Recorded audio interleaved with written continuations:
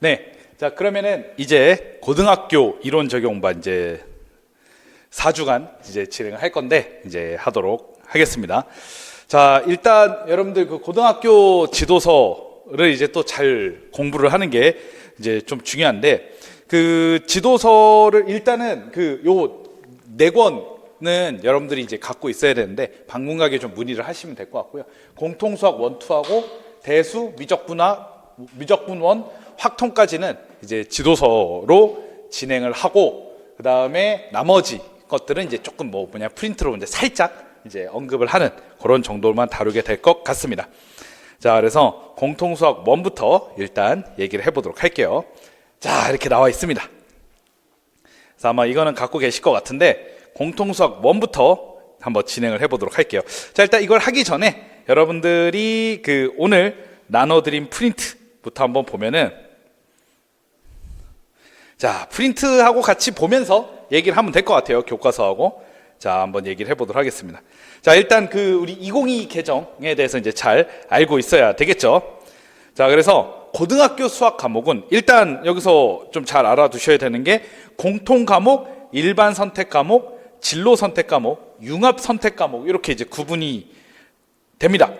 자, 그래서 일단 중요한 게 이 공통 수학 1, 2가 이제 우리가 일반적으로 이제 그냥 고등학교에서 배우는 이제 고등학교 1학년 수학이라고 할 수 있고, 기본 수학은 이제 공통 수학보다 조금 난이도가 하락된 내용이라고 볼 수 있습니다. 자, 그 다음에 일반 선택 과목이 이제 대수, 미적분원, 확률과 통계가 있는데, 일단 대수하고 대수는 시험에 좀 많이 나왔고요. 미적분원 부분도 살짝, 이 미적분원이 우리가 그냥 기초 미적분학이라고 좀 생각을 하면 될 것 같아요. 미적분원과 2로 나눠져 있으니까 조금 손쉬운 미적분이라고 볼 수 있죠. 그다음에 이제 대수는 이제 우리가 지수, 로그, 삼각함수, 수열, 거기에 이제 대수로 이제 분리가 됐습니다. 물론 1호 개정에서의 수학 1과 사실 거의 똑같습니다. 그래서 확률과 통계인데, 아마 확률과 통계 쪽이 이제 지문으로만 좀 출제가 되고 막 문제 풀어보거나 그렇게 하지는 않았는데, 그래서 이제 이쪽 측면에서 좀 다양한 문제들도 한번 풀어보는 시간을 가질 거고요. 요 동그라미 친 2개에 조금 중점을 둘 거고, 미적분 2와 기하는 살짝, 왜냐면 미적분 2 같은 경우에는 우리가 수교재의 미분과 적분 파트에서 좀 나왔기 때문에 어느 정도 다뤄봐야 될 것 같고, 기하도 필요하면 살짝, 사실 많이 다루지 않을 거고요. 그렇게 해서 다루게 될 것 같습니다. 나머지까지 다 하는 거는 무리수가 좀 있다고 생각을 하고요. 일반 선택 과목까지는 어쨌든 이제 시험에 주로 나올 수 있는 부분이라고 생각이 되고, 미적분 2하고 기하는 나오게 되면 사실 교과서하고는 관련이 없이 그냥 이론을 활용하는 정도로만 나오게 될 것 같아요. 그래서 교과서를 본격적으로 하는 건 확률과 통계까지 그렇게 이제 얘기를 하려고 합니다. 자, 그래서 그렇게 이제 얘기를 하게 될 거예요. 자, 그다음에 1페이지 계속 좀 밑에 쭉 넘어가면 이건 그냥 읽어보시면 될 것 같고요. 자, 그래서 공통수학 1, 2 이렇게 쭉 목표도 있습니다. 이것도 이제 쭉 보시면 되고, 자, 내용 체계를 좀 어느 정도 보는 게 중요하겠죠. 자, 그래서 만약에 이제 공통수학 1 이제 1학기 부분입니다. 1학기 부분에서 이제 조금 생각이 될 수 있는 부분이 이거죠. 자, 여기 보면 식에 대한 사칙 연산과 인수분해가 복잡한 다항식으로 이제 확장돼서 이제 적용이 되는데, 우리 중학교에서 배웠던 것들이 이제 고등학교에서 더욱더 확장되고 복잡하게 이제 적용이 될 것입니다. 그 다음에 이제 순열과 조합 이렇게 나오고요. 그 다음에 행렬 표현과 연산을 통해 효율적으로 처리가 되는데, 아마 제가 오늘 행렬과 그래프 요거 지도서 부분을 나눠 드렸는데, 아마 여러분들이 어느 정도 문제도 조금 풀고 이해를 하시면 도움이 될 것 같아요. 이게 지금 옛날 교과서에 있는 이제 내용이긴 한데, 사실 이 개정에서 다루는 내용이 거의 똑같기 때문에 이거는 여러분들이 그냥 갖고 계시는 게 도움이 될 거라고 생각이 됩니다. 자, 그래서 여기 내용 요소를 보면 다항식, 그 다음에 1단원이 이제 다항식이고, 2단원이 방정식과 부등식, 그 다음에 3단원이 경우의 수, 4단원이 행렬인데, 행렬은 오늘 나눠드린 그 지도서로 행렬과 그래프는 말씀을 드리도록 하겠습니다. 그 다음에 과정기능 가치 태도가 있는데 아마 여기까지는 안 보셔도 되지 않을까 이렇게 생각이 돼요.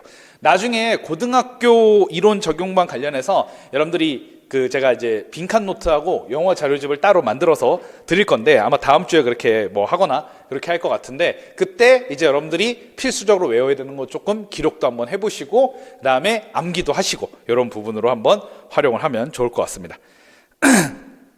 자, 지도서를 보면 이제 25에서 27페이지까지는 우리가 이제 그 1호 계정으로 이제 지도서를 보시면 1호 계정으로 이제 교수학습 방법이 나와 있기 때문에 당연히 여러분들이 이제 이 계정으로 이제 기억을 해 두셔야 되겠죠. 그래서 이제 앞으로 뭐 이렇게 이제 수학 교과 역량이 되게 중요한데, 예를 들어 이제 문제 해결 역량 해서 이제 뭐 이렇게 기억, 니은, 디귿이 있는데 어느 정도 당연히 알고 계시는 게 중요하겠죠. 이제 이런 것들을 활용해서 어떻게 적용할 것인가, 이제 그런 부분들이 또 출제가 될 수 있기 때문에 앞으로 뭐 예를 들어 문제 해결 디귿 하면 이제 요거를 떠올리시면 되겠죠. 그래서 이걸 한번 봐두시는 건 필요할 것 같습니다.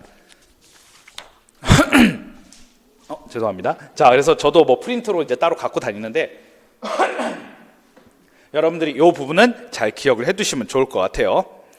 그다음에 뭐 추론 역량이 있고요, 의사소통, 그다음에 연결 역량, 그다음에 정보 처리 역량, 이렇게 있으니까 기억을 좀 해두시면 좋을 것 같고요. 그다음에 교수학습 방안. 지금 보면은 여기 보면은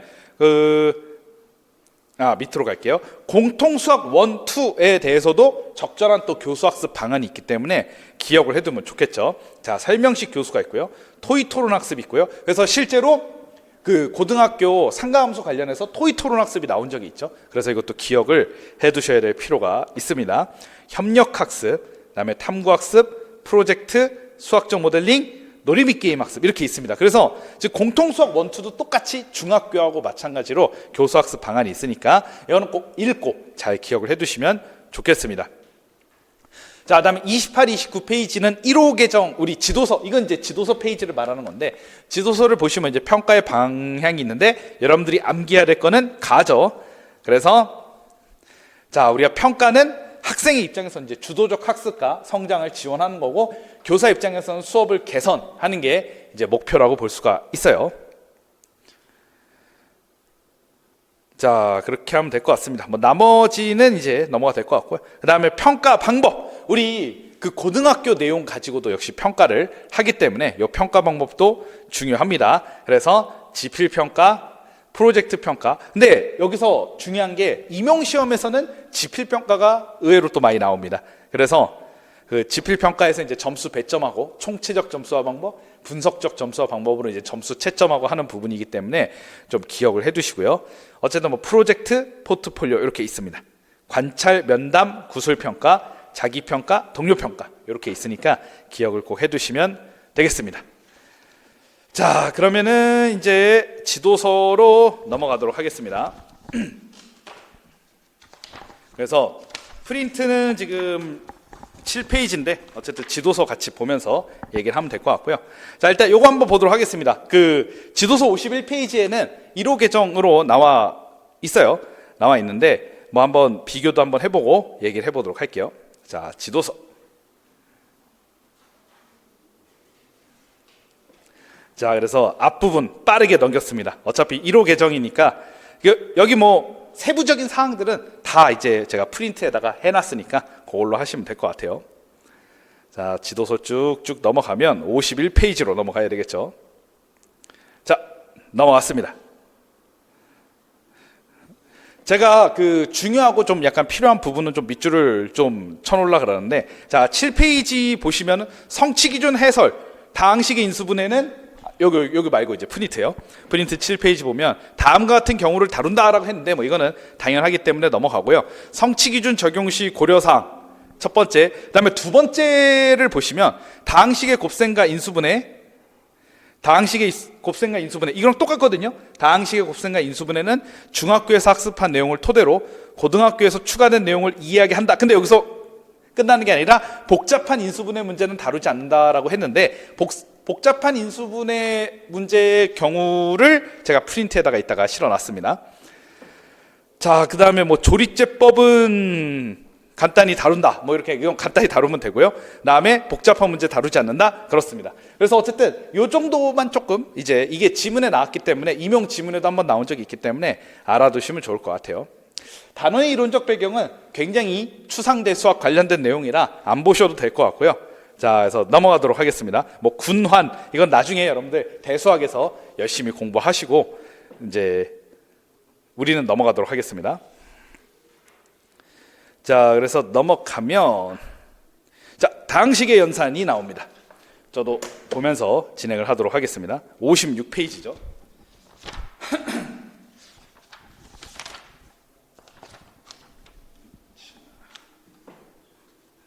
자, 보도록 하겠습니다.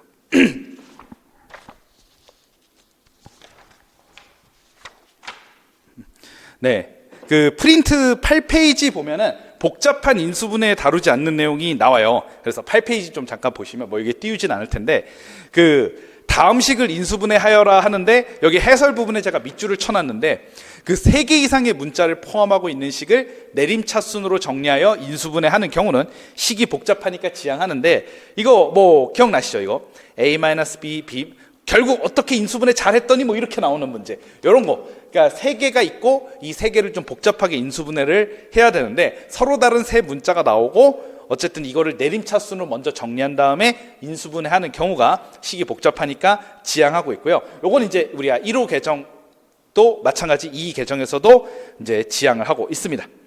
자, 그거를 보시면 되겠습니다. 자, 필요한 부분만 한번 살펴보도록 할게요. 자, 여기서 다항식의 나눗셈에서 나머지는 나누는 다항식보다 차수가 낮다는 걸 이해하게 한다. 뭐 이 부분은 우리가 수에서 했던 부분을 그대로 문자로 이렇게 넘어가서 확장을 하는 경우라고 볼 수 있습니다. 자, 그다음 57페이지. 자, 57페이지 보면 아까도 얘기했지만 중학교에서 학습한 내용을 토대로 고등학교에서 이제 새로운 내용을 이야기하는데 이 우리 성취기준 적용시 고려사항을 그대로 반영하는 방법 정도는 알아두시는 게 좋을 것 같아요. 자, 그럼 중학교에서 이제 했던 방법을 활용을 해야 되니까 예를 들어 이것과 관련된 뭐 성취기준 적용시 고려사항 관련된 내용을 물어볼 수도 있으니까 자, 얘는 어떻게 하냐면은 A 플러스 B하고 C를 따로 묶습니다. 이렇게 따로 묶고 이 A 플러스 B를 굳이 치환 안 해도 되고요. 얘를 전개를 해요. 자, 얘 제곱, 그 다음에 위 앞에 거 뒤에 거, 그 다음에 뒤에 거 제곱 해가지고 전개를 합니다. 그럼 학생들이 할 수 있겠죠. 여러분들이 이거는 만약에 나온다고 한다면 이렇게 좀 전개를 할 수 있는 방법이 필요할 것이고요. 자, 얘도 마찬가지죠. 얘도 우리가 같은 방법으로 역시 전개를 할 수가 있습니다. 역시 A 플러스 B의 세제곱 같은 경우도 어떻게 돼요? A 플러스 B의 제곱에다가 A 플러스 B를 곱하는 방식으로 전개를 하면 되겠죠. 자, 이 부분이 이제 우리가 중학교하고 연계를 하는 거예요. 그러니까 중학교 때 A 플러스 B의 제곱을 배웠으니까 이걸 기반으로 이제 전개를 하는 거죠. 그래서 실제로 8페이지에 2018학년도 그 우리 전공 이제 서술형 9번에 이런 문제가 나왔어요. 그래서 A 플러스 B의 세제곱을 어떻게 전개하는지 공부하겠습니다라고 했는데 이게 요 방법 요게 그대로 나온 거예요. 요게 이제 지문의 출제가 됐죠. 그래서 이 부분을 이제 실제적 발달 수준과 잠재적 발달 수준, 즉 근접 발달 영역으로 풀어보는 문제로 출제가 됐었죠. 뭐 답은 뭐 어렵지 않으니까 뭐 제가 뭐 모범 답안까지는 싫지 않았는데 어쨌든 요거를 기억을 해두시면 좋겠습니다. 그래서 이거는 이제 유의사항을 이제 그대로 반영을 하는 것이니까 기억을 해두면 좋겠죠. 자, 뒤로 가겠습니다. 요거 뭐 이거는 그 2024학년도에 우리 브루너의 EIS 이론에서 영상적 표현으로 이제 그림으로 나타내는 문제가 나온 적이 있으니까 이렇게 그림으로 설명하는 것 정도는 그래도 눈에 한번 이제 눈에 그래도 보시면은 새겨 넣으시면 도움이 될 것 같습니다. 자, 그다음 다음 페이지로 넘어가겠습니다. 58페이지. 자, 여기 58페이지 보면 파스칼의 삼각형이 나와요. 파스칼의 삼각형이 나오는데 이 파스칼의 삼각형과 뭐 완벽하게 관련이 있는 건 아니지만 이항 정리 관련해서 우리가 기출에 좀 출제가 된 적이 있어요. 뭐 규칙성 정도만 이렇게 따져 보는 건데 요거를 그래서 추측할 수 있습니다. 자, 여기 보면은 이 A 플러스 B의 n제곱이 이제 파스칼의 삼각형을 이룬다는 걸 이제 소구하면서 이제 조금 기억할 수 있는 방법인데 어쨌든 뭐 확률과 통계 과목에서 이항 정리에 대해서 이제 자세히 다루기 때문에 이때 좀 자세히 말씀을 드리고요. 그냥 보시면 되겠습니다. 자, 그다음 58페이지. 여기 보면 문제들이 있는데 제가 봤을 때 여러분들 어려운 게 없기 때문에 이런 것들은 뭐 안 나올 것 같고 넘어가겠습니다. 자, 그다음 이거는 학생들이 수에서 나머지 이제 나눗셈 알고리즘을 했던 부분을 연상시키면서 학생들에게 소개를 할 수가 있습니다. 자, 이때 A는 BQ 플러스 R인데 R의 차수는 이제 B의 차수보다 낮아야 되겠죠. R이 0이면 이제 나누어 떨어진다는 것이고요. 요거를 이제 우리가 수에서 했던 거를 이제 다항식으로 이제 확장을 하게 됩니다. 자, 그다음 59페이지. 뭐 항등식과 관련된 건데 뭐 이거는 어렵지 않으니까 넘어가겠습니다. 자, 60페이지. 여기 보면은 조금 비교하는 내용에 대한 건데, 여기 보면은 그 60페이지 맨 위에요. 왼쪽 맨 위에. 자, 미지수 x에 대한 방정식을 x의 값에 따라 참일 수도 있고 거짓일 수도 있는 등식으로 정의를 하고, 항등식을 모든 x의 값에 참이 되는 등식으로 정의를 하면, 자, 방정식이면서 항등식인 등식이 존재하지 않아? 그러니까 둘이 완전히 나눠지는 거죠. 방정식과 항등식의 큰 차이점이라고 볼 수 있죠. 자, 근데 x는 x 더하기 1과 같은 등식은 방정식도 아니고 항등식이 아닌 그런 식이 존재를 하긴 합니다. 자, 이건 이제 x가 아예 사라지니까 그런 것이죠. 자, 그래가지고 이제 어쨌든 뭐 이건 존재하는데, 그런데 방정식을 미지수 x가 포함된 그냥 등식으로 정의를 하면 이제 뭐 우리가 포함될 수도 있는데, 그렇게 이제 정의를 하면 항등식은 방정식의 특수한 경우가 되고 해가 없는 등식으로 방정식에 포함되어, 그러니까 이와 같이 정의하기도 하는데, 우리가 이제 어쨌든 고민을 하다가 중학교에서는 위에처럼 정의를 합니다. 그래서 이 부분은 우리가 위에처럼 정의를 하니까 오스벨의 통합적 조정의 원리에 따라서 이제 차이점과 유사성과 차이점을 분명히 구분해서 지도를 하는 게 필요하겠죠. 자, 그래서 방정식은 참일 수도 있고 거짓일 수도 있는 등식입니다. 둘 다 등식이에요. 항등식은 항상 참이 되는 등식입니다. 그러니까 이게 x가 들어가는 등식이라는 점에서 공통점이고요. 그리고 참이냐, 항상 참일 수도 있고 거짓일 수도 있느냐, 항상 참이냐에 따라서 이제 우리가 그 구분을 할 수가 있습니다. 그래서 통합적 조정의 원리를 좀 생각을 해두시면 좋겠네요. 자, 그 다음에 아까 기출해설반에서 오전에 진행을 할 때 도구적 이해로 하는 케이스가 되게 많아서 이걸 어떻게 이제 관계적 이해로 할 것인가의 대표적인 게 나머지 정리입니다. 그래서 이거는 우리가 도구적 이해에서 관계적 이해로 어떻게 얘기할 것인가, 이게 중요해요. 나머지 정리의 결과만을 형식적으로 고착시키는 경우가 많습니다. 그러니까 이런 경우를 어떻게 지도할 것이냐, 항등식의 성질, 이게 그 기출에서 뭐가 나왔냐면 그냥 이제 이항을 해가지고 하는 경우잖아요. 그러니까 예를 들어 2x 더하기 7은 뭐 13이라고 하면 2x는 13 빼기 7인데 그냥 어떻게 설명했느냐, 그냥 7을 우변으로 옮겨서 그냥 부호가 바뀌었어요. 그냥 이렇게만 얘기를 한 거예요. 근데 사실 이거를 여러분들이 그래서 관계적 이해로 하려면 스캠프가 중요하게 여긴 게 뭐냐면은 이전 지식이잖아요. 그러니까 이제 선수 지식이 중요하니까 항상 여러분들이 관계적 이해로 쓸 때는 이전에 뭘 배웠느냐를 기반으로, 여기서 그래서 원래 정확하게 설명하려면 어떻게 해야 돼요? 등식의 성질을 이용하여 양변의 같은 수인 7을 뺐기 때문에 그렇게 된 것이다가 관계적 이해가 정답이었잖아요. 얘도 마찬가지. 그럼 한번 볼게요. 자, 얘도 그냥 형식적으로 고착시킵니다. 이거를 항등식의 성질을 이용해야 돼요. 만약에 설명하라 그러면 나중에 뭐 문제로 낼 수도 있겠죠. 항등식의 성질을 이용하여 얻어진 과정을 이해를 할 수 있도록 하는 게 중요하다. 이런 거 이제 형식적 고착으로 빠질 수도 있고 그런 거죠. 예를 들어 이거예요. 그래서 나머지 정리해요. 자, 1차식으로 나눌 때 나머지를 구해봐라. 그래서 이 문제 풀면 소세기 3 넣으면 바로 답 나와요. 마이너스 1 넣으면 바로 답 나와요. 자, 그래요. 도구적 이해 굉장히 잘했습니다. 하지만 우리는 관계적 이해가 필요해요. 왜? 그럼 한번 해볼까요? 왜 3을 넣으면 되는 것인가? 그럼 얘를 어떻게 해야 돼요? 풀어야죠. 즉 px는 x-3. 자, 이제 아시죠? 그 다음에 qx 이렇게 하는 거. 그래서 이 과정을 통해서 이끌어냈다는 거를 이해를 해야 되겠죠. 뭐 플러스 r 상수항. 얘보다 차수가 낮아야 되니까 얘는 1차로 나누면 무조건 상수항이 되죠. 그랬을 때 3을 넣으면 지워지고 바로 나머지와 똑같다. 이 설명을 해줘야 되는 게 바로 우리가 이 친구라는 것입니다. 이 친구. 이런 설명을 해줘야 돼요. 그래서 여러분들이 이게 정답을 이렇게 이끌어낼 수 있도록 해야 되겠죠. 항등식의 성질을 이용해서 이끌어줘야 관계적 이해가 된다. 이게 뭐 시험에 충분히 나올 법도 하죠. 그래서 이 부분 이 부분 좀 중요한 것 같아요. 뭐 어쨌든 뭐 꼭 나온다 그런 측면이 아니라 이론을 적용할 수 있기 때문에 좋은 점이라고 생각이 됩니다. 자, 그 다음에 이제 조립제법인데, 그 다음에 61페이지 조립제법이에요. 자, 조립제법이 어려운 건 아니지만 역시 우리 학생들이 오개념을 발생시킬 수 있는 부분이 있죠. 조립제법을 어떻게 지도해야 되는가는 뭐 지금에서는 중요 관심사는 아니니까 우리 오개념 쪽으로 갑시다. 바로 13번이죠.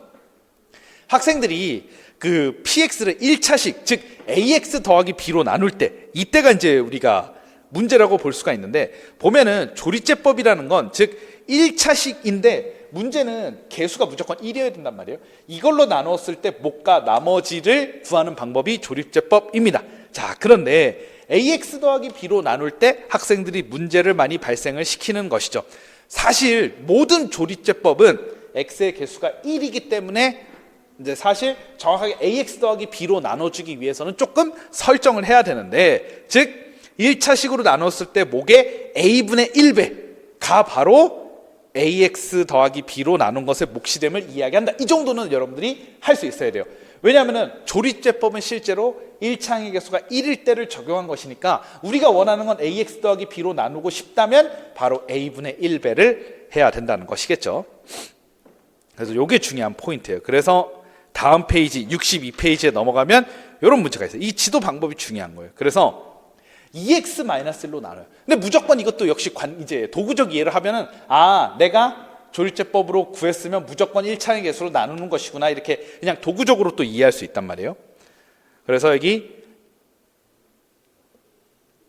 보시면 이제 조립제법으로 하면 이제 2x제곱 더하기 2x 이렇게 나오고 2x제곱 더하기 2x 나오죠. 아, 무조건 1차의 개수로 나눠줘야 되는구나, 그렇게 이해할 수 있는데, 이거를 우리가 직접 풀어가지고 식을 변형을 시키는 측면으로 이해를 시키는 게 중요하죠. 그러니까 결국 이거를 이해시켜야 되는데, 저도 이제 나중에 이제 저도 가르쳐 본 적이 있는데, 이제 학생들이 하도 이해를 못하니까 야 그냥 A로 나눠라, 뭐 나머지 똑같다, 그냥 그렇게 이제 암기를 시켰는데 답은 풀지만 왜 그런지 모를 수 있죠.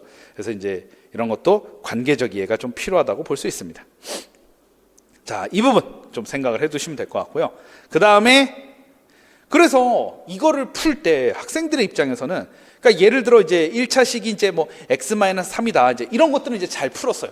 잘 풀어가지고 막 내면화 자동화되고 막 우리 브루소의 관점에서 막 비교 수학적 상황, 그래서 더 이상 교사의 필요가 없이 막 비교 수학적 상황이 됐어요. 그런데 갑자기 1차의 개수가 이렇게 1이 아닌 경우에 또다시 문제가 봉착해가지고 다시 근접발달 영역으로 도달해야 될 수도 있는데, 우리가 이런 케이스 같은 경우를 우리가 이제 근접발달 영역의 네 번째 단계, 즉 탈자동화 단계에 들어갈 수 있다는 겁니다. 탈자동화. 이게 말이 그대로예요. 이게 탈자동화가 이게 네 번째 단계잖아요. 네 번째. 우리 비고츠키의 이론을 이제 확장해가지고 갤리모하고 탑이라는 사람이 근접발달 영역의 4단계를 말하면서 1단계 순종이나 모방의 단계 기억나시죠? 그 다음에 2단계 이제 적은 도움을 받는 단계, 그 다음에 이제 스스로 이제 문제를 해결하는 단계가 2단계죠. 3단계가 내면화 자동화, 4단계가 이제 탈자동화 단계인데, 탈자동화 단계에서는 이제 자동화를 하다가 이 자동화가 멈춘 거예요. 자, 그래서 멈춰가지고 다시 근접발달 영역에 도달을 해야 되는 케이스라고 볼 수 있습니다. 그러니까 이제 문제 풀다 막힌 거죠. 그래서 이런 케이스가 실제 시험에 나올 수 있으니까 기억을 해두면 좋을 것 같아요. 그래서 필요하면 이제 이거 5개념 같은 것도 지도하기 좋아서 사회적 구성주의로도 좋고 문제 내기에 되게 좋습니다. 이게 학생들이 보면은 이제 어쨌든 이런 것도 있고, 이제 얘는 이제 아예 5개념 자체가 있는 거니까 조금 생각을 해보면 학생들이 많이 발생하는 5개념이 1차식으로 나눴을 때 목을 잘못 구하는 경우, 그러니까 x의 개수가 1이 아닌 경우, 그런 케이스가 있고, 얘 보면은 4x세제곱 마이너스 x제곱 더하기 1이니까 여기를 0으로 놔야 되는데, 그러니까 이걸 안 넣어서 발생하는 케이스들이 있죠. 그래서 여러분들이, 그리고 또 하나가 뭐냐면은 그 x-3으로 나눠야 되니까 여기를 마이너스 3, 여기를 마이너스 3이라고 하는 경우도 있어요. 그러니까 이런 5개념들이 있어요. 그래서 여러분들이 채점 같은 거 할 때 문제가 발생해서 점수 배점을 또 잘 해야 되는 부분도 생각을 해볼 수 있겠죠. 그래서 좀 조립제법은 나온다고 하면 또 다양하게 나올 수 있으니까 기억을 해두면 좋겠습니다. 5개념 수정이 필요할 것 같고요. 자, 그 다음에 63페이지 넘어가겠습니다. 자, 인수분해인데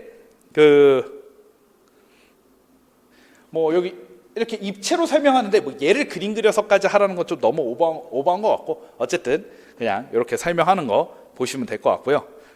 자, 인수분해 공식은 잘 아니까 넘어가겠습니다. 자, 64페이지. 자, 64페이지 보시면 우리 개수의 범위에 따른 인수분해 이렇게 나오는데, 우리는 유리수 범위에서 인수분해하는 것까지 일단은 다룹니다. 그래서 특별한 언급이 없으면 유리수 범위에서 이제 인수분해한다. 그럼 이제 무리수 부분이 좀 뭐 어려울 수 있지만 유리수 부분까지 다룹니다. 그렇게 보시면 될 것 같고요. 65페이지 이거 여러분들 지금 프린트 9페이지 보면 기출문제하고 똑같아요.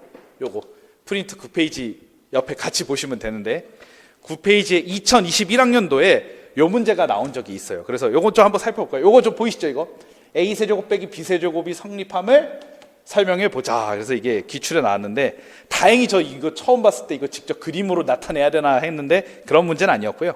자, 2021학년도를 이게 그 프린트를 한번 잠깐 볼게요. 그래서 요게 좀 재밌는 문제였어요. 혹시 보면은, 자, 이거 이제 성립을 하는 건데, 자, 얘는 이제 A세제곱 빼기 B세제곱이죠. 이게 갉아먹었으니까. 이거를 여기 세 등분으로 잘라가지고, 세 직육면체로 이제 잘라가지고 하는 부분입니다. 자, 그래서 여기 보면은 숨겨진 가정들, 뭐 여러 알고 있어야 되는 게 있죠. 당연하게 이제 인지하고 있는 거, 뭐 양수라든가, 뭐 새로운 입체 도형들의 부피의 합은 분리되기 전에 뭐 같다, 뭐 이런 것들은 뭐 영향을 주지 않는다. 그다음 분리할 때 생성된 면은 부피에 영향을 주지 않는다. 뭐 사실 숨겨진 것들이죠. 그래서 그렇게 생각을 했고요. 그래서 뒤로 넘어가면, 자, 여기서 직면체 부피를 V, 밑면의 넓이를 S, 높이를 H라고 했을 때 V는 이제 SH라는 것도 활용이 됩니다. 근데 문제는 여기서 아까 인수분해도 그렇지만 유리수 범위에서의 수만 다루기 때문에 사실 하나 이상, 그러니까 무리수인 경우에도 정당화가 될 것인가에 대한 문제가 나온 적이 있어요. 이때 보면은, 자, 직육면체 모서리의 길이가 양의 유리수인 경우 모서리의 길이가 1인 정육면체를 적절하게 등분하여 작은 정육면체 여러 개를 사용하여 구성하는 과정으로 합니다. 이거 그 신론의 베르타이머의 생산적 사고 파트에서 나온 건데, 자, 예를 들어 얘를 이제 가로 곱하기 세로다 이렇게 했을 때 이제 1인, 크기가 1인 그 정사각형이 가로로 7개, 세로로 4개 채워지니까 총 28개. 그래서 7 곱하기 4 이렇게 이끌어낸 것과 똑같이 하겠다는 거예요. 부피도 똑같이 하겠다는 건데, 즉 모서리의 길이가 1인 정육면체, 즉 작은 정육면체를 가로, 세로, 높이로 쌓아서 이렇게 만들겠다는 건데, 근데 이게 유리수인 경우에는 뭐 정당화할 수 있을 것 같아요. 그러나 양의 무리수인 경우에는 체계적으로 정당화하기 위해서 배경 지식이나 소양이 필요한데, 문제는 학생 수준을 고려해서 수업을 준비해야 된다. 그래서 이게 굉장히 고민이 많았던 이제 임용 시험이었습니다. 그래서 프로이덴탈이 말하는 사고 실험인데 수업 내용에 중점을 두래요. 그러니까 수업 내용은 뭐겠어요? 개인 수학자의 마음을 추측해야 되니까 이거를 뭐 얘기했던 개인 수학자를 좀 고민을 해봐야 되는데, 제가 그래서 모든 책을 다 이제 뒤져가면서 이렇게 했었는데, 결국 제가 이제 답은 이거 그 까발리에리 원리를 이용해서 했어요. 이제 그렇게 쌓아가면서 이렇게 해서 답을 냈었는데, 무슨 말이냐, 이제 평면을 이렇게 높이만큼 쌓이면 이제 딱 부피가 되는 거니까 사실 높이가 양의 유리수든 무리수든 상관이 없는 개념으로 활용할 수 있다. 그렇게 이제 설명을 했는데, 그러니까 이제 이쪽이 유리수고 높이가 무리수인 경우에는 그 무리수만큼 쌓는 거니까 이제 곱하면 된다. 이렇게 이제 설명을 했거든요. 그래서 어쨌든 지금 이 교과서 문제 가지고 사실은 1단원에서 얘기해야 되는 내용은 아닐 수 있는데 되게 막 응용해가지고 막 문제가 나올 수도 있기 때문에 여러분들이 다각도를 알아두시면 좋겠습니다. 어쨌든 뭐 이거는 도형을 이용한 이제 인수분해 측면에서 이제 임용 지문으로 이렇게 나올 수 있으니까 하여튼 눈여겨보시면 좋다, 뭐 그런 얘기를 말씀을 드립니다. 제가 예전에는 막 고등학교 1학년 과정에 되게 시간을 많이 들여서 말씀을 드렸었는데, 이제는 뭐 오히려 고등학교 2학년 과정이 좀 더 중요하게 될 것 같아요. 막 어려운 문제도 많이 나오고 여러분들이 또 문제를 또 많이 풀어야 되기 때문에 고1 과정은 필요한 부분만 어쨌든 잘 이해를 하고 넘어가시면 되겠습니다. 자, 이제 2단원 가겠습니다. 자, 방정식과 부등식인데, 자, 일단 우리가 그 지도서에 있는 내용과 비교를 해보면 좀 중요한 포인트를 좀 보도록 하겠습니다. 자, 일단 이차 함수의 최대 최소를 이제 탐구를 하는데 이때 실생활과 연결하여 유용성을 인식할 수 있다. 그래서 실생활과 연결해서 어쨌든 이게 뭐 우리가 성취 기준에 있잖아요. 그래서 이제 이런 부분이 또 시험에 나올 때는 실생활 상황에서 이차 함수의 최대 최소와 관련된 문제가 나올 수도 있겠다. 이렇게 볼 수 있겠어요. 자, 성취 기준 해설 보시면 1호 계정하고 조금 달라진 게 우리 1호 계정을 보면 2차 방정식은 개수가 실수인 경우만 다룬다. 여기까지밖에 없어요. 지도서를 보면. 근데 복소수 범위에서 항상 근을 갖는다는 것을 이해하게 한다. 이게 좀 추가가 됐고요. 자, 그리고 제한된 범위만 다룬다는 게 핵심이죠. 그래서 우리가 여기서는 제한된 범위에서의 최대 최소를 좀 초점을 두고 말씀을 드리겠습니다. 자, 그다음에 세 번째 실수인 경우만 다루고 인수 사실 이건 애매합니다. 이건 애매해요. 그 개수가 실수인 경우만 다룬다는 건 분명한데 이걸로 문제 내기는 어렵고, 그 다음에 조리제법 이용하여 풀 수 있는 경우만을 다룬다. 그렇대요. 자, 그래서 어차피 이렇게 다룰 거기 때문에 여러분들은 크게 신경 안 써도 되고요. 근데 이거 그 02-08 이거 성취 기준 요거는 답이 정해져 있으니까 알아두시면 좋을 것 같아요. 미지수가 두 개인 연립 2차 방정식은 1차식과 2차식이 한 개씩 주어진 경우는 무조건 다루고, 그 다음 두 2차식 중 한 2차식이 무조건 간단히 인수분해가 되어야 돼요. 이 조건에 안 맞으면 다루지 않습니다. 그래서 이 조건에 맞지 않는 예를 여러분들이 하나 정도 기억해 두시면 좋겠죠. 말씀을 드릴게요. 자, 그래서 요거 좀 중요한 부분으로 생각해 두시고, 그 다음 성취기준 적용시 고려사항을 보도록 하겠습니다. 자, 여기를 보면 복소수의 성질과 요게 이제 추가가 됐어요. 사칙연산은 중학교에서 학습한 실수의 성질 사칙연산과 연계하여 이해하게 하고 연계하여 이해한다. 이거는 무조건 형식불역 원리입니다. 이거를 좀 기억을 해둬야 될 것 같아요. 왜냐면 이게 추가가 됐거든요. 그래서 제가 그 중학교 때 했을 때 정수를 되게 임용시험은 좋아해가지고 정수가 많이 나왔는데 형식불역의 원리가 적용될 수 있는 건 실수에서 복소수로 가는 것도 적용이 되거든요. 이게 어떻게 적용되는지 한번 눈으로 직접 지도서를 보고 살펴보도록 하겠습니다. 이게 중요할 것 같아요. 어쨌든 추가가 됐으니까. 자, 이것도 추가가 됐는데 당연한 얘기라서 크게 얘기할 건 없을 것 같습니다. 자, 그 다음에 여기 보면 판별식을 활용하는 지나치게 복잡한 방정식과 부등식 문제는 다루지 않는다 했는데 지나치게 복잡한 게 조금 애매하긴 하지만 그래도 여기 예를 실어놨으니까 참고해 두시면 좋겠습니다. 그 다음 근각계수를 활용하는 문제는 다루지 않는다. 이렇게 한번 보시고요. 자, 보도록 하겠습니다. 프린트는 중간중간 하면서 언급을 하도록 하고요.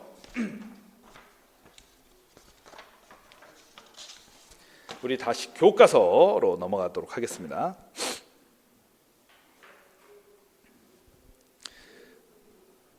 자, 그래서 67페이지 방정식과 부등식. 여기 보면 복소수의 탄생이라고 단어는 이론적 배경이 있는데 68페이지 여러분들 기억해야 될 거. 그래서 형식불역의 원리로 가려면 일단 I부터 정의를 해야 되잖아요. 그래서 기억해야 될 게 이거. 여기 본벨리라는 사람이 나오잖아요. 자, 방정식 x제곱 더하기 1은 0의 근으로 루트 마이너스 1 개념을 소개를 했다. 물론 많은 수학자들은 허수를 믿으려 하지 않았지만 어쨌든 정수에서는 이제 x 더하기 a는 0 그렇게 하고 복소수에서는 이걸로 한다. 이거는 좀 표시해 둘게요. 어쨌든 이건 좀 중요할 것 같아요. 그래서 혹시 그 복소수를 어떻게 정의하고 형식불역의 원리에 따라 확장을 하느냐 이 부분 알아두시면 좋겠습니다. 나머지는 뒤에 보면 방정식의 해법이 있는데 이건 그냥 읽어보시면 될 것 같아요. 자, 72페이지. 자, 그럼 이 복소수는 이번에 추가된 실수와 연계해서 이해를 해야 되기 때문에 72페이지로 넘어가서 우리가 형식불역의 원리가 어떻게 적용되는지 살펴보겠습니다. 72페이지 아래쪽으로 가면 자, 이거요. 그러니까 학생들에게 그 인지를 먼저 시켜줘야 돼요. 즉 실수 외의 체계가 또 있다. 즉 실수 범위를 확장을 해야 된다. 요거를 좀 생각을 해야 되는데 자, 지금까지는 수를 실수 범위에서 생각을 했어요. 우리가 이게 복소수와 2차 방정식을 할 때 복소수가 수화연산 단원에 들어가지 않는 이유는 2차 방정식의 해의 범위를 확장하기 위한 용도 정도로만 활용하기 때문에 그런데, 자, 이때 지금까지 수는 실수 범위에서 생각을 했으나 제곱하여 음수가 되는 실수가 없다, 즉 x제곱은 마이너스 1과 같은, 어쨌든 얘도 지금 보면 얘도 2차 방정식 범주에 들어가요. 2차 방정식. 자, 2차 방정식이 ax제곱 더하기 bx 더하기 c는 0이고 abc가 0이 아니기만 하면 된단 말이에요. 근데 2차 방정식이고 생각보다 되게 간단한 2차 방정식인데 왜 못 푸는 것인가 생각을 해야 됩니다. 즉 우리가 수를 다 배운 게 아니기 때문에, 즉 새로운 수의 도입이 필요하기 때문임을 이해를 시켜야 됩니다. 그래서 자, 요거 중요하죠. 방정식 x제곱은 마이너스 1의 해로서 허수단위 i를 도입을 합니다. 이때 이걸 도입을 하는 거예요. 그리고 a 플러스 bi의 꼴을 복소수라고 정의한다. 자, 이게 풀 버전이겠죠? 이 부분이. 자, 정수 기억납니까? 2019학년도에 출제됐을 때 x 더하기 a는 0, 이때 a는 자연수를 만족하는 x를 마이너스, 이게 이렇게 정의한다 이거잖아요. 이게 복소수 버전이에요. 그대로 복소수 버전. 즉 x제곱은 마이너스 1의 해로서 허수단위 i를 도입하고, 여기서 끝나는 거 아니에요. 도입하고 a 플러스 bi 꼴로 나타내어지는 수를 복소수라고 정의한다. 이거 그대로 암기하면 됩니다. 쓰라고 하면 1점이겠죠 이것도. 그래서 그대로 암기를 해야 되는 굉장히 중요한, 정수 냈으니까 또 안 나올 거 아니에요. 냈으니까. 그럼 복소수에서 나올 수도 있죠. 자, 이렇게 정의를 해야 그 다음 형식부력의 원리에 따라 확장을 할 수가 있습니다.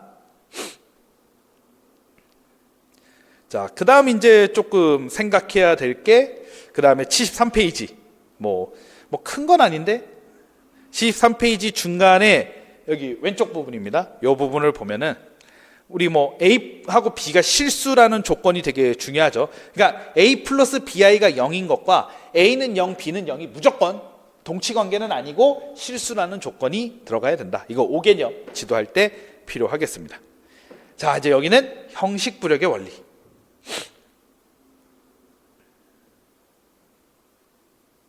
자, 아이고, 이건 뭐야? 자, 잘못 눌렀을 뿐입니다. 자, 다시 가고요. 자, 그래서 아이고, 이렇게 잘 안 쓰지? 형식부력의 원리. 네, 됐습니다. 형식부력의 원리가 중요한데, 여기 보면은 무리수의 덧셈을 했던 거를 생각해요. 그럼 이거 뭐예요? 만약에 이렇게 지도한다. 유추가 활용이 된 겁니다. 자, 유추도 저거 바로 이거예요. 유추가 적용될 수도 있어요. 의외로 형식부력의 원리를 본격적으로 하기 전에 유추라는 추론 방식이 많이 활용될 수 있습니다. 자, 이건 귀납보다 유추겠죠. 자, 그래서 무리수의 덧셈을 할 때 유리수 부분과 무리수 부분을 각각 따로 더했던 것 같이, 복소수의 덧셈도 i가 없는 부분과 있는 부분을 각각 따로 더한다. 이렇게 이제 우리가 유추를 통해서 할 수도 있겠죠. 그래서 i를 문자처럼 생각하도록 다음과 같이 이제 지도를 해서 계산을 하게 합니다. 그러니까 이런 부분이죠. 근데 아까 그 한켈이라는 사람이, 그 정수도 한켈이라는 사람이 이제 대수적으로 모순이 없다는 걸 보여야 되는데, 이렇게 했을 때 대수적으로 모순이 없느냐, 이거를 보이는 건 중요한 포인트죠. 그랬을 때 우리가 복소수의 덧셈과 뺄셈, 아니 보면 그래요. 무리수하고 유리수는 각각 따로 더하는 거 알았어. 그래요. 이거 계산해 보자 했을 때 이거 알았어요. 근데 i가 들어갈 때도 그러할까 생각될 수 있겠죠. 근데 형식부력의 원리는 뭐예요? 유지되도록 하면서 그냥 가는 거예요. 살얼음과 같지만 그냥 건너가는 겁니다. 그냥 해결하는 거예요. 했더니 뭐야, 이렇게 하면 대수적으로 문제가 없겠네, 이렇게 이제 생각을 하면서 사칙 계산의 원리를 이렇게 이끌어내는 게 바로 형식부력의 원리라고 볼 수 있습니다. 근데 이제 여기서 중요한 건 덧셈과 뺄셈은 쉽고 결국 곱셈과 나눗셈이 문제가 될 수 있는데, 이때 중요한 게, 그래서 이거를 전개할 때 생각해 보세요. 이거 우리가 실수일 때는 분배 법칙 이렇게 썼잖아요. 아니 이게 복소수에도 돼? 라고 의문 갖지 않고 된다고 치고 했더니 의외로 잘 되더라. i 제곱만 마이너스 1이라고 계산만 하면 되더라 해서 이렇게 이끌어지게 되는 것이죠. 이게 형식부력의 원리라고 볼 수 있습니다. 물론 이제 나눗셈 할 땐 조금 조심해야 되겠지만, 왜냐하면 이렇게 잘못 계산할 수 있으니까 딱 보니까 뭐야, 합차 공식이네, c제곱 빼기 d제곱이겠지, 이 5개념만 잘 수정해 주면 되겠습니다. 그래서 그 부분 아니면 문제될 거 없다. 자, 뒤로 가겠습니다. 75페이지. 그래서 지금 이게 여기서는 유추 같은 게 조금 많이 활용이 될 수도 있어요. 근데 이게 유출을 했을 때 오개념 같은 게 좀 있을 수 있기 때문에 좀 조심을 해야 되는데, 여기 12페이지, 여기 75페이지로 넘어갈게요. 특별히 이런 케이스죠. 이런 케이스. 자, 이게 둘 다 음수일 경우에는 루트 6이 되는 게 아니잖아요. 얘도 루트 3i가 된, 이게 이제 생각을 해봐야 돼요. 이게 이제 예를 들어 이렇게 오개념으로 계산하기 쉬운데 성립하지 않죠.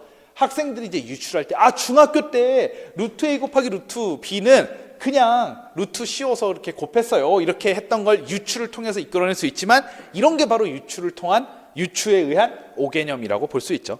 그러니까 항상 참임을 보장하는 게 아니기 때문에 점검을 해봐야 됩니다.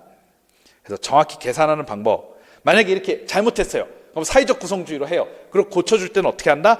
그 음수의 제곱근으로 계산을 해줍니다. 여기 보시면 이게 중요한 거예요. 그러니까 무조건 루트 마이너스 a라고 하면은 루트 ai로 고쳐서 풉니다. 그러니까 만약에 이걸 이제 지도하는 방법이다, 그러면 루트 마이너스 2 곱하기 루트 마이너스 3은 어떻게 된다? 루트 2i 곱하기 루트 3i로 고쳐서 마이너스 루트 6으로 지도를 해야 되는 게 맞는 것이죠. 그래서 이런 지도 방법을 알고 계시면 좋겠습니다. 자, 그 다음 허수 i의 거듭제곱, 이거는 기억하시죠? 이 경우는 i의 거듭제곱 같은 경우에는 아까 이제 유출을 많이 활용한다 그랬는데, 얘는 귀납이 괜찮을 수 있습니다. 하다 보면 이제 사이클과 규칙이 생기게 되죠. 그 규칙을 기반으로 이렇게 이끌어낼 수 있으니까, 그러니까 우리가 여러 가지 추론 역량들을 이제 활용을 할 수가 있어요. 그렇게 하면 좋을 것 같고, 그 프린트 13페이지 보시면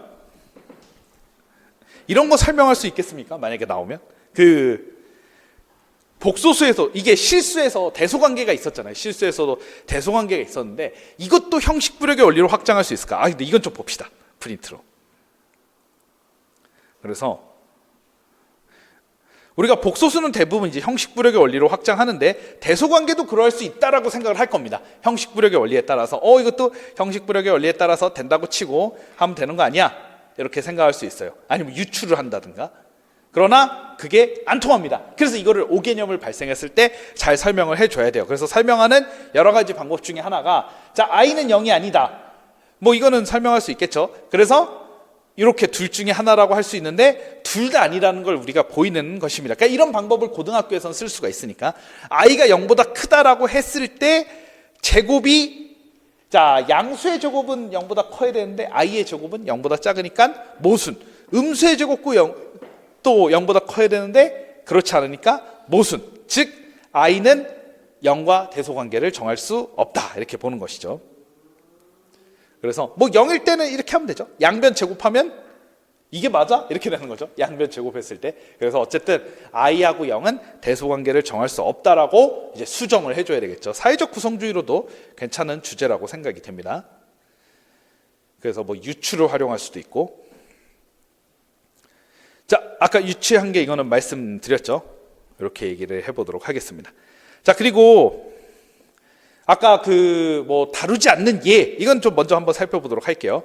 실제로 2018학년도에 그때 당시 이제 평가 방법 및 유의사항에 사칙계산 이외의 2학년산 문제는 다루지 않는다, 이렇게 나왔었는데, 사칙계산 이외의 2학년산 문제를 제시하시오, 이렇게 나온 적이 있습니다. 그렇기 때문에 여러분들이 이 유의사항에 만족하지 않는 것이 있다면 이그젬플을 기억을 해두면 좋을 것 같아요. 그래서 이제 아까 우리 연립방정식 다룰 때 그 문제 말씀을 드리도록 하겠습니다. 자, 그러면 됐고, 다시 지도서로 넘어가서 76페이지로 가겠습니다.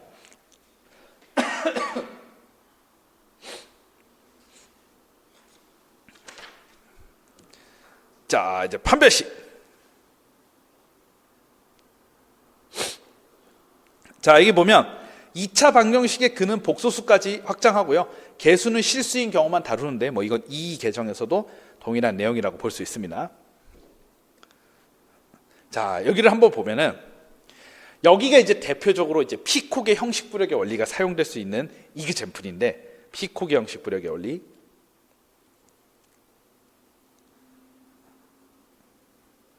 그래서 이제 산술대수하고 이제 기호대수를 좀 생각을 해볼 수 있는데, 산술대수는 제한된 조건 아래에서 보면은 근의 공식이 성립을 해요. 자, 제한된 조건 아래에서 여기 보면은 개수가 실수인 2차 방정식의 근은 이렇게 되죠. 자, 원래는 실근일 때만 얘기할 수 있는데 이제는 실근이냐 허근이냐 상관없이 모든 경우에 근의 공식을 쓸 수가 있게 되는 것이니까 산술대수에서 기호대수로 확장하는 예라고 볼 수 있습니다. 자, 그래서 여기 보면 이렇게 돼요. 자, 딱 나오잖아요. 중학교에서는 x에 대한 2차 방정식의 근을 실수 범위에서 구하였다. 이게 뭐예요? 이게 산술대수잖아요. 딱 나오면 제한된 범위가 있었어요. 그래서 실수 범위에서 구했으니까 판별식이 0 이상일 때만 다뤘습니다. 하지만 이제는 0보다 작아도 허수라고 하면 되기 때문에 이제 우리는 어떻게 된다? 2차 방정식은 복소수 범위에서 반드시 근을 간다. 이거 하라 그랬죠. 복소수 범위에서 반드시 근을 간다. 이거 하라 그랬잖아요. 그러면 피코의 형식 부력의 원리 지금까지 나온 적 없으니까 재미를 볼 수 있겠죠. 같이 좀 연결을 해주면 좋을 것 같아요. 왜냐면 이거 하라고 했으니까 이제 하에 두면은 도움이 많이 되실 거라고 생각이 됩니다. 그래서 프린트 프린트 한 10페이지 정도가 하여튼 거기 잘 나와 있으니까 11페이지 거기에 잘 나와 있으니까 거기에 2022 개정에서 좀 추가된 내용들은 좀 기억을 해둬야 돼요. 그래서 복소수 범위에서 반드시 근을 갖는다. 자, 이거는 제한 조건이 없는 거니까 이게 뭐예요? 바로 기호대수거든요. 그래서 산술대수의 법칙이라는 게 있잖아요. 법칙이 근의 공식이었잖아요. 이게 기호대수로 그대로 제한 조건 없이 가지고 가는 것이기 때문에 형식 부력의 원리라고 볼 수 있습니다. 피코의 형식 부력의 원리 하도록 하겠습니다. 자, 이건 이론과 관련해서 중요한 부분이라고 볼 수 있어요. 자, 그래서 이제 이게 중요하니까 이걸 보시면 될 것 같고요. 그 다음 포인트 예를 한번 볼게요. 자, 77페이지로 넘어갔습니다. 자, 77페이지에 2차 방정식의 판별식은 개수가 실수인 경우에만 의미가 있는데, 이것도 저도 여러 가지로 연구를 한번 해보겠지만 라카토스의 중경험주의로 얘기하기가 좀 좋은 소재일 것 같아서 좀 한번 생각을 해볼 법해요.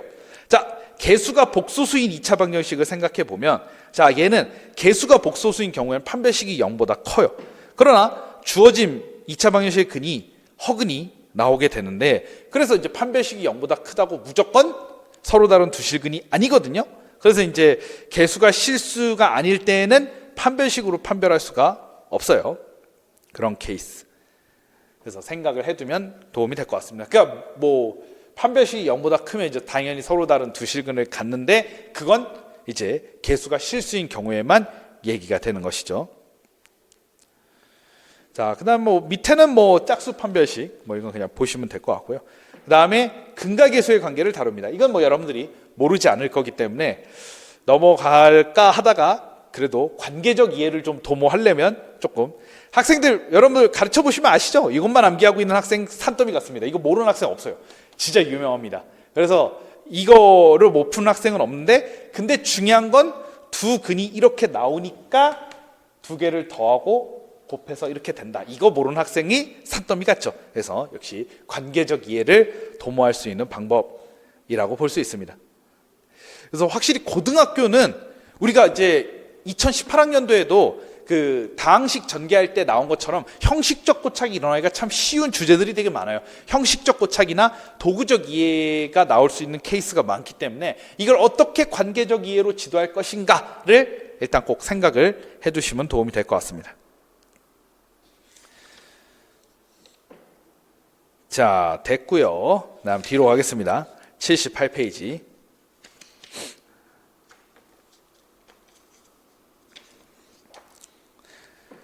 자, 그다음 근과 개수 어떤 관계가 있을까? 이건 어렵지 않을 것 같고, 참고로 보시면 여러 가지 방법으로 풀어보는 거죠. 그래서 자, 문제 해결 역량에 이런 게 있죠. 또 기억 한번 읽어드릴게요. 수학의 개념 원리 법칙을 이용하여 해결 가능한 문제. 자, 소개했어요. 해결 가능한 문제를 제시하는데, 이때 다양한 방법으로 해결 가능한 문제, 나는 이렇게 풀겠다, 나는 저렇게 풀겠다, 나는 이렇게 풀겠다, 이런 것들을 제시하는 거죠. 여러 가지 해답이 나오진 않을 거예요. 근데 여기서는 이제 다양한 방법으로 해결 가능한 문제를 활용할 수 있죠. 그래서 그런 부분에서 문제 해결 기억과 관련이 있을 수 있습니다. 문제 해결 기억 이렇게 표시를 해두고 갈게요. 그러니까 풀 때 이거죠. 한 근만 주어졌어요. 그러니까 어떤 학생은 무조건 근은 켤레근을 가지니까 다른 한 근은 3-i겠구나 라고 푸는 학생이 있고, 주어진 2차 방정식에 대입을 해서 항등식의 성질을 이용할 수도 있고, 식을 변형시켜가지고 개수 비교를 하는 케이스도 있습니다. 다양한 방법으로 해결 가능한 문제를 제시했으니까 이렇게 우리가 수학교과 역량을 함양할 수 있겠죠. 예를 들어 이렇게 물어볼 수 있죠. 교사가 이렇게 문제를 낸 이유가 문제 해결에 어떤 역량을 키우고자 했느냐, 이렇게 물어볼 수 있죠. 그래서 다양한 개념 원리 법칙을 이용해 해결 가능한 문제를 제시하는데, 이때 다양한 방법으로 해결 가능한 문제를 통해 문제 해결 역량을 키우고자 이런 문제를 제시했다, 이렇게 하면 되겠죠.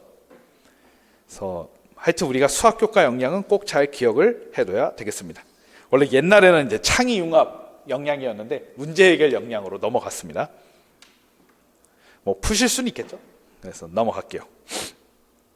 자, 그다음 2차 방정식과 2차 함수의 관계. 자, 여기 보면 이렇게 나와 있어요. 2차 방정식의 근의 분리에 대한 문제. 근의 분리. 그래서 제가 이게 근의 분리에 대한 내용을 좀 소개를 해놨거든요. 그래서 프린트 12페이지.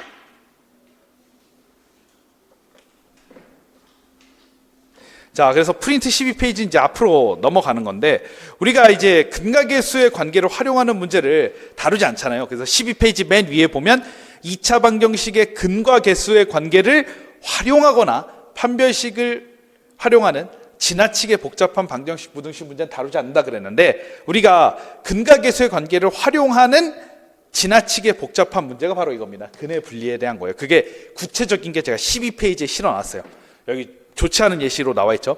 x에 대한 2차 방정식 x제곱 마이너스 2 가로치고 n-4 가로 닫고 x 더하기 m은 0의 두 근이 모두 2보다 작을 때, 그러니까 두 근이 이렇게 있으면 y, x 두 근이 딱 2가 있으면 이렇게 2보다 작을 때, 그럼 이거 복잡하거든요. 판별식도 써야 되고 함수값도 써야 되고 대칭축도 활용을 해야 돼요. 그래서 이게 되게 어려운 문제이기 때문에 삭제가 됐습니다. 1호 계정에서 다루지 않는다 그랬는데 2 계정도 마찬가지. 그냥 근과 계수에 대한 본질적인 이해를 넘어서서 사실 그래프에 대한 이해나 복잡한 부등식 계산까지 포함을 하기 때문에 굉장히 까다로운 문제라고 볼 수 있어요.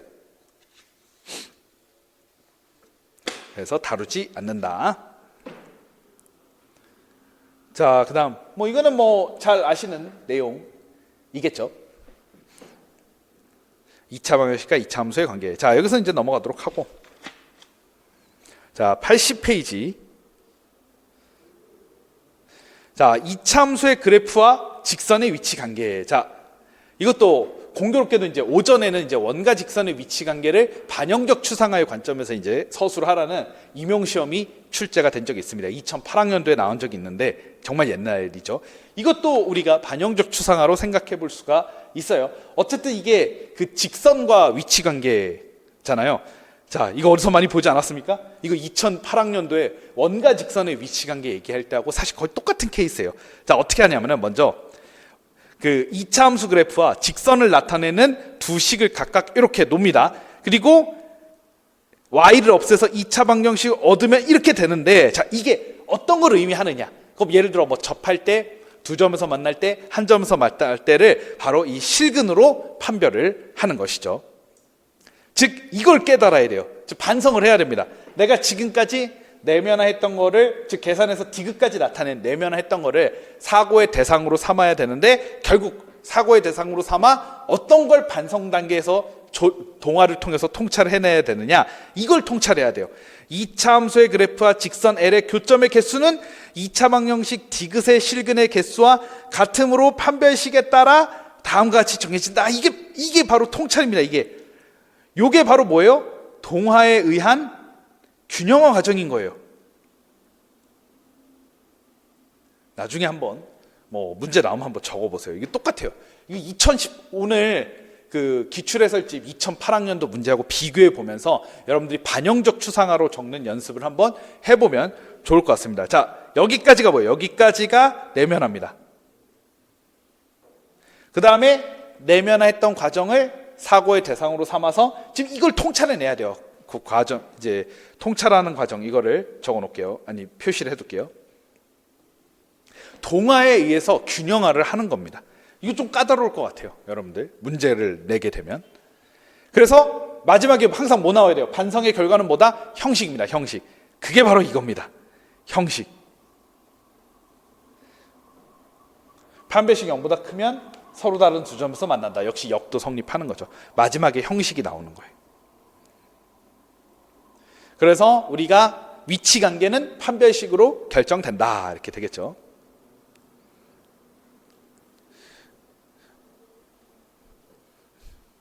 그래서 이게 동화를 통한 균형화 과정이 이루어졌기 때문에 꼭 기억을 해두면 좋을 것 같고요. 자, 그다음 81페이지 옆에 보시면 자, 제한된 범위. 자, 우리가 고등학교에서는 제한된 범위만 다룹니다. 그래서 제한된 범위만 공부를 하도록 할게요. 자, 여기 보면은 혹시 중3 지도서 때 안 했으니까 한번 잠깐 언급을 하면 어렵진 않아요. 우리 이거 이차함수 이렇게 고쳤잖아요. 고친 다음에 a가 0보다 크면 그 최소값은 x가 p일 때 q인 거고 최대값은 x가 p일 때 q인 거예요. 그냥 최대값 최소값은 없죠. 아래로 볼록 위로 볼록일 때는. 사실 이게 다예요. 그래서 중학교 3학년 때 해도 사실 뭐 큰 무리가 없다. 그러나 제한된 범위는 좀 까다롭거든요. 그게 82페이지. 자, 그래서 제한된 범위인데 지도는 일단 이렇게 합니다. 지도는 완전 대수적으로 해요. 여기서 양 끝값과 그 가운데 P 꼭지점의 좌표라고 하면 그냥 세 개 중에 가장 큰 게 최대, 가장 작은 게 최소예요. 그러나 범위에 속하지 않을 수 있습니다. 그러니까 무조건 선생님, 자, 이것도 사회적 구성주의나 이렇게 해요. 선생님 이제 알겠습니다. P, F알파, F베타 중에 가장 큰 게 최대, 가장 작은 게 최소값입니다. 이렇게 딱 했는데 주관적 지식을 공표를 했어요. 그런데 야, P가 여기 안 속하면 어쩌려고 하면서 공정위 비판을 하죠. 그러면 이제 혼란스럽고 틀릴 수 있죠. 이렇게 될 수 있어요. 굉장히 사회적 구성주의에 따라 하기에 좋은 소재죠. 이 때문에 그래요. 그러니까 이걸 이제 무시를 하는 거예요. 그러면 이거 라카토스의 중경험주의로도 괜찮잖아요. 이걸 무시하고 그냥 이렇게 추측을 냈어요. 그럼 이제 막 증명도 하잖아요. 그럼 반박해야죠. 야, 사실은 그게 아니야. 사실 속하지 않으면 그런 반례가 있을 수 있어 하면서 우리가 이렇게 올바른 개선된 추측을 제시할 수 있습니다. 요거는 좀 제가 말한 걸 좀 적당히 적어주시면 될 것 같아요. 그냥 제가 적어드릴게요. 별거 아니고 사회적 구성주의, 중경험주의 딱 요것만 적으면 돼요. 나중에 공부를 해두세요. 저도 이렇게 적어놔야 나중에 이거 보고서 또 문제를 낼 수도 있겠죠. 그리고 중요한 게 뭐겠습니까? 바로 그 5개념이 바로 이 친구죠. 자, 이 친구. 그럼 이제 개선된 추측이 아니라 처음 추측으로 하면 어떻게 하겠어요? 이 친구 F-2, F2, 그다음에 F3 중 가장 큰 게 최대, 가장 작은 게 최소 이렇게 했다가 망하겠죠. 그렇게 될 수 있습니다. 그래서 이 케이스가 중요한데 우리 이때 그 유의사항이 있었죠. 여기 보면은 성취 기준, 유의사항은 아니고 우리 성취 기준이었죠. 2차 함수의 최대 최소를 탐구하고 실생활과 연결하여 유용성을 인식할 수 있다. 그래서 어려운 건 아니고 뭘 말하고자 하는 거냐, 그냥 이 유형이 실생활과 관련해서 나오겠지, 그냥 그 정도만 기억을 해두면 좋겠습니다. 자, 그래서 만약에 이거 나왔을 때 여러분 5개념 수정해 줄 수 있겠죠. 그래서 잘 하실 거라고 믿겠습니다. 자, 그다음 우리 요 문제는 잘 아시겠지만 우리가 고등학교니까 2차 함수 이제 최대 최소로 이제 하는 건데, 만약에 여러분들 이때 이런 문제 풀 때 좀 이거 유심히 봐두세요. 뭘 유심히 봐두냐? 요거 범위. 이게 요즘 시대에 최근 기출에 그러니까 모범 답안 같은 것도 제대로 제시해야 되잖아요. 왜 틀렸는지 정확히 알아야 되는데, 솔직히 여러분들도 그냥 이거 대충 땡 까먹고 할 수도 있잖아요. 범위 정확하게 0 이상 10 미만이잖아요. 잘못 말했어요.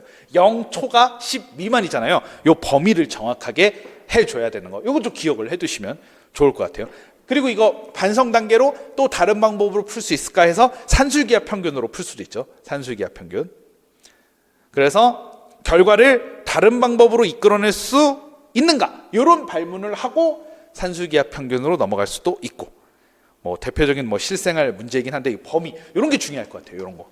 그래서 아마 근데 이렇게 좀 쉽게 나올 수도 있겠지만 우리 이런 거보다 저 이런 거 솔직히 이 문제가 만약에 나오면 요거 범위 같은 거 여러분들 설정하는 거 꼭 잘 생각을 해두시면 좋을 것 같아요. 예. 이런 게 나올 수 있겠죠? 이런 문제 하나 나올 것 같은데, 뭐 최대 이유 문제. 물론 이번에 꼭 나온다 그런 얘기는 아니고, 한번 보면은 우리 이거 2차 함수의 최대 최소 활용. 근데 2차 함수 최대 최소 나오면 아마 무조건 100% 실생활 문제로 나올 겁니다. 왜냐하면 성취 기준에 있으니까. 그때 이제 대표적인 게 이거죠. 그래서 요거 보면은 가격과 이윤의 관계하면 2차 함수에 이렇게 꼭지점 이렇게 나오잖아요. 자, 이때 뭐 350일 때 최대값을 갖는다 이렇게 볼 수 있는데, 이때 예를 들어 뭐 좀 제한된 범위 같은 게 있다면 여러분들이 또 잘 기억을 해서 문제를 풀어보시면 좋을 것 같습니다. 여기 보면은 옆에 이렇게 나오잖아요. 간식과 판매량 사이의 관계를 정의역, 제한을 뒀죠. 그러니까 우리가 여기서는 제한된 범위에서 최대 최소를 다루는 게 중요하기 때문에 제한된 범위를 학생들이 모범답안 이제 서술형으로 문제를 낼 거 아니에요. 그럼 10점 만점 중에 제한된 범위를 제대로 설정하지 못하는 경우가 있을 텐데, 그때 점수 좀 깎고 이거 잘 이제 여러분들이 모범 답안으로 만들면 되겠죠. 이때 제가 고민했는데 이게 제한된 범위 설정하는 게 살짝 좀 까다로울 수 있더라고요. 그래서 연습을 조금 해두시면 좋을 것 같습니다. 그래서 이렇게 딱 나오잖아요. 생활 속에서 최대 최소 활용하는 상, 아마 지문으로 딱 나오기 좋을 거라고 생각이 됩니다. 뭐 저도 한번 뭐 여러 가지 문제집에서 한번 발췌해가지고 한번 생각을 해볼게요. 자, 그렇게 하면 될 것 같고, 그 다음 여러 가지 방정식과 부등식 했는데, 그래요. 어떻게 하다 보니까 시간이 좀 많이 됐네요. 그러면은 한 타임 끊는 것도 굉장히 나쁘지 않겠죠. 자, 그래서 조금 끊었다가 여러 가지 방정식과 부등식 쭉 하고, 아마 오늘 예상은 한 단원 정도만 남기고 다 할 것 같은 느낌인데, 어쨌든 쭉 한번 진행을 해보도록 하겠습니다.